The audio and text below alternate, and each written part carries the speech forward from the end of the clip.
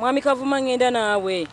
Bwatyo Minisita Omubezi akola ku nsonga z'ettaka Aida Nantaba bwakati yamulidde omusajja ono ayitibwa Sulaiman Kavuma ng'onaavunaanibwa kweddiza bintu bya Namukadde Madina Nakabuye.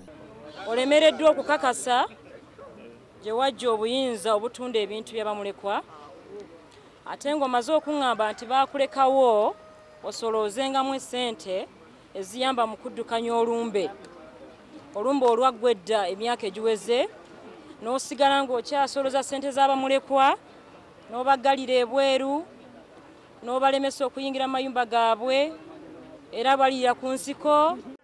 Kavuma kigambibwa nti yali yaweebwa obuvunaanyizibwa bw'okulabirira amayumba g'abapangisa agasangibwa ku bbiri ku luguudo oludda e Bwayise kyokka n'asalawo okugeddiza.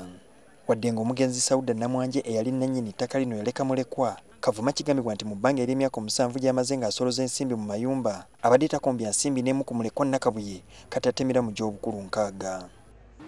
N'olwekyo ssente ezo ogenda zikozesa ozimbe ennyumba ya Madina. Ng'oggyeko okweddiza ensimbi z'asolooza, Kavuma era bamulumiriza okutunda ekibanja kino nga teyeebuziza ku mulekwa kyokka n'ensimbi ezaatundibwa teyamukombyako. Nze sifunango mu kikumi kye bwebanga nakifuna mba nnyina okuwandiika addeyo obulami mpozi nga bwe munnange babikyusakyusa. Komishona waffe owa poliisi owa Land Protection Unit Mwami Kavuma ali mu ngalo ze essaawa eno. Ye Namukadde Nabukera Bakira atulukuka amaziga olulidde ensala ya minisita essanyu libuze okumutta.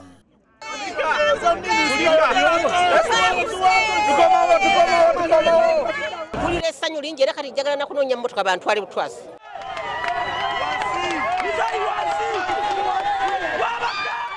Kavuma kati akumibwa ku poliisi e Wandegeya nga bw'alindirirwa okusimbibwa mu mbuga.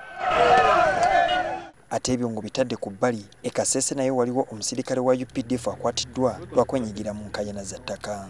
Lieutenant David Muhasa kigambibwa nti aliko ettaka eriweza yiika 10 kwasangiddwa ng'ataddeko abantu 50 nga balima.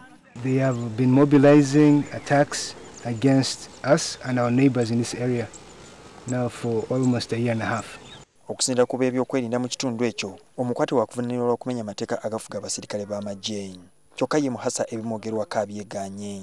I have a document that shows I am the owner of this land. I was given as a family member, customarily in our traditional cultures, Bakonzo.